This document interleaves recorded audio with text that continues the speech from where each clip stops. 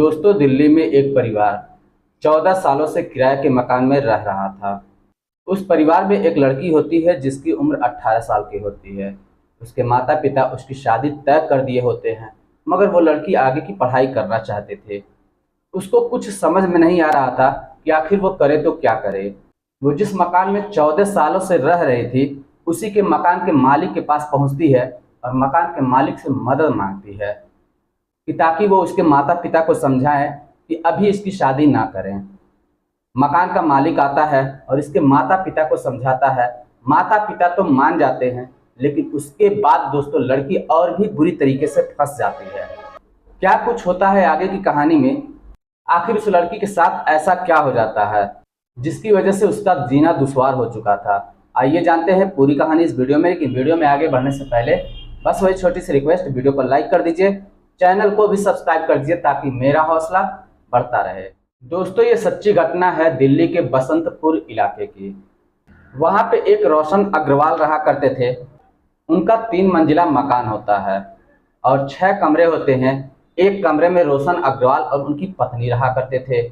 बाकी जो शेष कमरे बचे हुए थे उनको उन्होंने किराए पे उठा रखा था और हर किसी से 2500 रुपया किराया वसूलते थे। उसी में एक परिवार होता है जो बिहार से आकर वहां पे रहता है। उसको रहते रहते करीब 14 साल बीत चुके थे। 14 साल से वो मेहनत मजदूरी करता था और वहीं पे किराया लेकर रहा करता था। जब वो दिल्ली में रहने के लिए आया हुआ था तो उसकी एक बेटी होती है। वो बेटी 14 सालों में लगभग 18 साल की हो जाती है। जब 18 साल की हो जाती है तो उसके माता पिता सोचते हैं कि मेरी बेटी अब बड़ी हो चुकी है, मुझे अपनी बेटी की शादी कर देनी चाहिए। तब वो अपने गांव बिहार में ही एक रिश्ता तलाशते हैं और उसी से अपनी बेटी का रिश्ता तय कर देते हैं। मगर जो लड़की थी वो 12 की पढ़ाई कर चुकी थी। वो फिलहाल अभी शादी नहीं करना चाहती थी। वो अपने माता पिता से कहती है कि आप लोग देखिए, मुझे शादी नहीं करनी है, मैं आगे की पढ़ाई करके कुछ बनना चाहती हूँ। मेरा सपना मत तोड़िए, मुझे शादी करनी है मगर अभी नहीं करनी है। मगर उसके माता पिता जो होते हैं वो जिद पे अड़ जाते हैं। वो कहते हैं कि नहीं, अब तुम्हें आगे की पढ़ाई नहीं करनी है, अब तुम्हारी शादी हमने तय कर दी है, तुम्हें शादी करनी ही पड़ेगी। इस बात से वो लड़की, जिसका नाम दोस्तों सृष्टि होता है, वो दुखी हो जाती है। वो सोचती है कि अब क्या किया जाए, उसको कुछ भी समझ में नहीं आता। तब वो अपने मकान मालिक के पास पहुंचती है जिस मकान में वो 14 सालों से रह रहे थे, जिनका नाम रोशन अग्रवाल होता है। उनसे कहती है कि अंकल, आप मेरे माता पिता को समझाइए। मेरे माता पिता जबरदस्ती मेरी शादी करना चाहते हैं, जबकि मेरी इच्छा है कि मैं पढ़ लिख कर कोई मकाम हासिल करूं। लेकिन ये लोग चाह रहे हैं कि मेरी शादी जल्द से जल्द करके मुझे घर से विदा कर दें। जब रोशन अग्रवाल सुनते हैं तो वो कहते हैं कि तुम परेशान मत हो बेटी, मैं तुम्हारे माता पिता से बात करता हूँ। रोशन अग्रवाल सृष्टि के माता पिता के पास आते हैं और कहते हैं कि अरे यार, तुम लोग क्यों जो है इतना जल्दी अपनी बेटी की शादी करना चाह रहे हो? अभी अगर इसकी इच्छा है पढ़ने की, इसे पढ़ने दो। वैसे भी आज तक हमने ऐसा कुछ भी नहीं देखा जिसकी वजह से तुम लोगों को इतनी जल्दबाजी है। मगर जो सृष्टि के माता पिता होते हैं वो कहते हैं कि साहब, आप नहीं जानते, जुग जमाना खराब चल रहा है, इस वजह से मुझे डर लग रहा है कि कहीं मेरी बेटी के कदम उल्टे सीधे ना पड़ जाएं। इसकी उम्र की जो भी लड़कियां थी मेरे गांव में, सबकी शादी हो चुकी है, केवल यही बची हुई थी। इसका भी मैं चाह रहा हूं कि इसकी शादी कर दूं। लेकिन रोशन अग्रवाल कहते हैं, यार 14 सालों से तुम लोग हमारे पास रह रहे हो, अभी तक हमने इसको कुछ भी ऐसा उल्टा सीधा करते हुए नहीं देखा और हमने नोट किया है कि कभी भी ये गलत तरीके या गलत रास्ते पे नहीं गए तो आगे भी नहीं जाएगी। इसका ध्यान केवल पढ़ने लिखने में लगता है और तुम लोग इसकी पढ़ाई बंद करके इसकी शादी कराना चाहते हो, ये तो गलत बात है। सृष्टि के माता पिता कहते हैं कि साहब, आप जो कह रहे हैं वो बिल्कुल सच है, लेकिन सबसे बड़ी बात यह है कि अब ये कॉलेज में पढ़ना चाहती है जिसकी फीस हम लोग नहीं दे सकते। रोशन अग्रवाल कहते हैं कि अगर बात केवल ये फीस की है तो तुम उसके लिए चिंता मत करो। तुम मुझे जो 2500 रुपये भाड़ा देते हो वो तुम आज से मुझे मत देना जब तक तुम अपनी बेटी को पढ़ाओगे। और एक बात और भी सोचो कि अगर तुम्हारी बेटी पढ़ लिख कर कुछ बन जाती है, तुम्हारी जिंदगी का यही सहारा बनेगी। तुम्हारे आगे कोई औलाद तो है नहीं, केवल एक लड़की ही है, तो फिर तुम इसको क्यों नहीं पढ़ाना चाहते? मुझे किराया नहीं चाहिए, जब तक ये पढ़ रही है तब तक इस किराए को इसके पढ़ाई में लगाओ। अब जो सृष्टि के माता पिता होते हैं वो रोशन अग्रवाल की बात मान जाते हैं। सृष्टि आगे बीकॉम में एडमिशन करवा लेती है और आगे की पढ़ाई करना शुरू कर देती है। लेकिन दोस्तों अब यहीं से उसकी समस्या बढ़ जाती है। रोशन अग्रवाल का एक लड़का होता है जिसकी उम्र 16 साल की होती है। वो अभी कक्षा 10 में पढ़ रहा होता है। पिछले कुछ दिनों से उसकी नज़र सृष्टि पर पड़ती है और सृष्टि से एक तरफा वो प्यार करने लगता है। पहले तो वो हिम्मत नहीं जुटा पाता कि सृष्टि से कुछ भी कहे, मगर एक दिन हिम्मत जुटा के सृष्टि से कह ही देता है कि सृष्टि, मैं तुमसे दिल जान से प्यार करता हूँ, मैं तुम्हारे बिना नहीं रह सकता। अब सृष्टि असमंजस में पड़ जाती है कि वो करे तो क्या करे। उसको कुछ समझ में नहीं आ रहा था। वो रोशन अग्रवाल के लड़के, जिसका नाम दोस्तों आदित्य होता है, उसे समझाती है कि देखो बच्चे, अभी तुम छोटे हो और तुम्हें ये सब शोभा नहीं देता। अगर तुम ये सब करोगे तो बताओ तुम आगे की पढ़ाई कैसे करोगे। मुझे भी आगे कुछ करना है, तुम्हें भी आगे कुछ करना है। तुम खुद भी ख्याल रखो, तुम मुझसे 4 साल छोटे हो और इस तरह का अगर काम करोगे तो तुम्हारे माता पिता पे क्या बीतेगी, वो लोग क्या सोचेंगे, मुझे क्या कहेंगे। ये सब बातें ध्यान रखो। अगर तुम ऐसा ही करोगे तो मैं तुम्हारी माता से जाके कह दूंगी। ये बात जब आदित्य सुनता है तो कहता कि अगर तुम मेरी माता से जाके कह दोगी तो फिर समझ लेना मैं अपनी जान भी दे दूंगा। ये बात सुनकर सृष्टि डर जाती है। वो सोचती है कि अब करे तो क्या करें, क्योंकि ये तो मरने की धमकी दे रहा है। अगर मैं इसे मना कर देती हूँ तो कहीं ऐसा ना हो कि ये जाके कुछ कर ले। इस वजह से सृष्टि सोचती है कि चलो कुछ समय की बात है, पहले इसको अपनी बातों में उलझाते हैं, उसके बाद जो समय आएगा फिर देखा जाएगा क्या करना है क्या नहीं करना है। सृष्टि कहती है कि देखो, प्यार तो मैं तुमसे भी करती हूँ, मगर तुम्हें जैसा कि पता है कि मेरे माता पिता गरीब हैं, उन लोगों का भी कुछ सपना है और तुम्हारे पिता ही मेरी फीस भी भरते हैं, जो किराए का पैसा होता है उसी से फीस मेरी दी जाती है। तो मुझे आगे कुछ करना है और तुम्हें भी आगे कुछ करना है। तो एक काम करते हैं कि हम दोनों लोग अपनी अपनी पढ़ाई पे ध्यान देते हैं। जब मैं कुछ बन जाऊंगी उसके बाद फिर सोचेंगे प्यार मोहब्बत के बारे में। तब तक हम लोग केवल दोस्त बन के रह सकते हैं, वो भी अच्छे वाले दोस्त। इस बात को आदित्य समझ नहीं पाता और आदित्य इस बात को मान जाता है। वो कहता है कि ठीक है, जैसा तुम ठीक समझो। उसके बाद दोस्तों आगे की पढ़ाई करना दोनों शुरू कर देते हैं। पढ़ते पढ़ते करीब 6 साल का समय गुजर जाता है। सृष्टि बीकॉम कंप्लीट कर लेती है, उसके बाद कुछ और होता है 2 साल का, उसको भी कंप्लीट कर लेती है। अब वो एक प्राइवेट कंपनी में उसको जॉब मिल जाती है। वहां पे 25,000 रुपए वो कमाना शुरू कर देती है, जिससे उसके परिवार का भरण पोषण बहुत अच्छी तरीके से होने लगा था। और इधर जो आदित्य होता है वो ग्रेजुएशन कर रहा होता है। अब जो है आदित्य की उम्र 20 साल की हो जाती है और जो सृष्टि थी उसकी उम्र 24-25 साल की हो जाती है।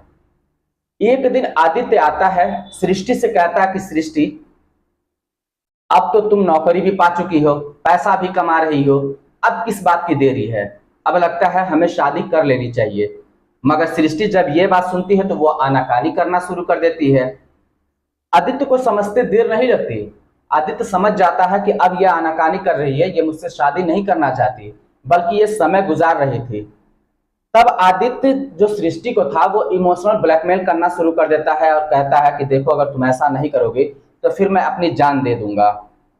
सृष्टि कहती है जो तुम्हें करना हो करो, मुझसे इससे कोई भी फर्क नहीं पड़ता, क्योंकि मैं किसी और से प्यार करती हूँ। जब इतनी बात आदित्य सुनता है उसके पैरों तले से जमीन खिसक जाती है। वो तुरंत ही आंखों में आंसू लिए हुए अपने कमरे की तरफ दौड़ के जाता है और अंदर से दरवाजा बंद कर लेता है। इधर सृष्टि सोचती है कि मैंने इसको मना कर दिया है, कहीं ऐसा ना हो कि इसने कुछ उल्टा सीधा कर ले तो फिर क्या होगा। वो अब पिछले 6 सालों से किसी से कुछ कही भी नहीं थे। वो तुरंत ही उसके दरवाजे के पास पहुंचती है, आदित्य को आवाज देती है, मगर आदित्य दरवाजा नहीं खोलता। आदित्य अंदर पूरी तैयारी कर रहा था, उसे जो कुछ भी करना था।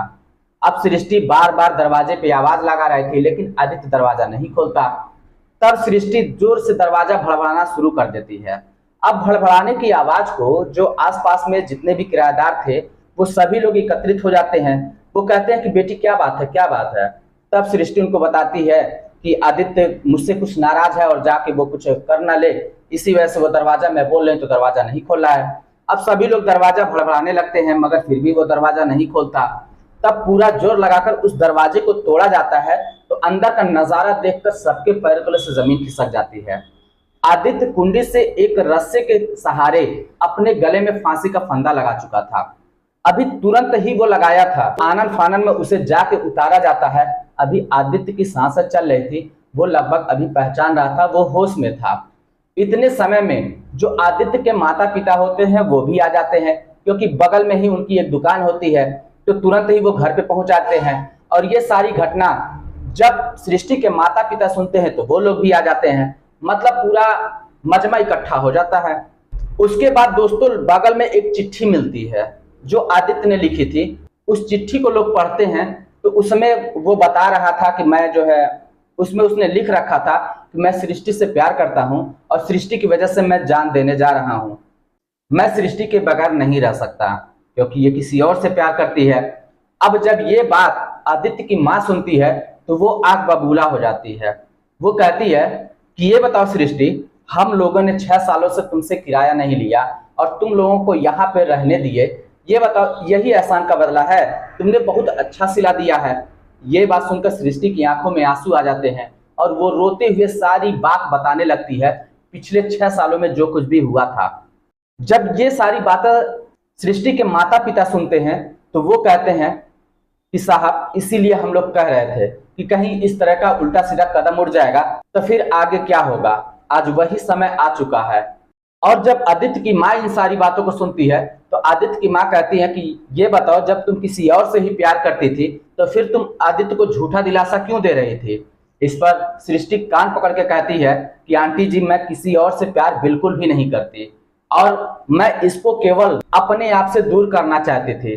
वो भी इस कारण से क्योंकि प्यार तो मैं इससे थोड़ा बहुत जो कुछ करती हूँ मैं इसी से करती हूँ, मगर शादी के बारे में मैं इससे नहीं सोच सकती। आदित्य वैसे बहुत अच्छे ख्याल का लड़का है, लेकिन आप लोगों ने हम लोगों पर इतना ज़्यादा एहसान किया है, अगर मैं इस तरीका का कोई काम करूंगी तो मैं यही सोचती थी कि आप लोग क्या सोचेंगे कि लड़की को हमने सहारा दिया और लड़की जो है हमारे घर में डोरे डाल रही है।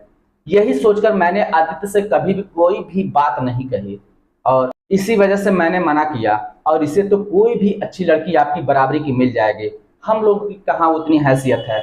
इसी वजह से हमने हर बार इसे जो है मना किया और अपने आप से दूर ही रखा ताकि मेरी वजह से किसी को कोई ठेस ना पहुंचे। अब ये बात जब रोशन अग्रवाल जी सुनते हैं तो वो कहते हैं कि बेटा, तुमसे अच्छी लड़की तो मुझे नहीं मिल सकती और तुमसे अच्छी लड़की मुझे चाहिए भी नहीं, क्योंकि जब 4 साल की थी और अब तुम जो है 24-25 साल की हो, तब तक मैं देख रहा हूं कभी भी मैंने तुम्हें गलत नहीं देखा। तो मैं कैसे कैसे कि तुमसे अच्छी लड़की मुझे कोई मिलेगी? बिल्कुल भी नहीं मिल सकती और मुझे चाहिए भी नहीं। और जहां तक सवाल है पैसे का, पैसे से कोई अमीर गरीब नहीं होता। पैसा क्या है, आ जाएगा कल जाएगा, यही लगे रहेगा। लेकिन अगर एक अच्छा परिवार और एक अच्छा जीवन साथी किसी को मिल जाए, उससे अच्छा कुछ हो ही नहीं सकता। अगर तुम चाह रही हो कि तुम मेरे बेटे से थोड़ा बहुत भी प्यार करती हो और इससे तुम शादी करना चाहती हो, तो बल्कि तुम्हारा हम लोगों के ऊपर एहसान होगा और मेरी तरफ से कोई भी दिक्कत नहीं अगर तुम जो है शादी के लिए तैयार हो। जब ये बात सृष्टि सुनती है तो उसकी भी आंखों में आंसू आ जाते हैं और वो भी शादी के लिए मान जाती है। उसके माता पिता भी तैयार हो जाते हैं।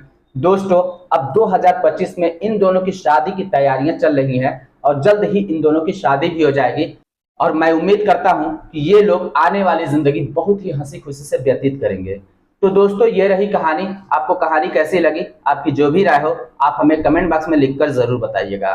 चलिए फिर मिलते हैं नेक्स्ट वीडियो में, तब तक के लिए जय हिंद।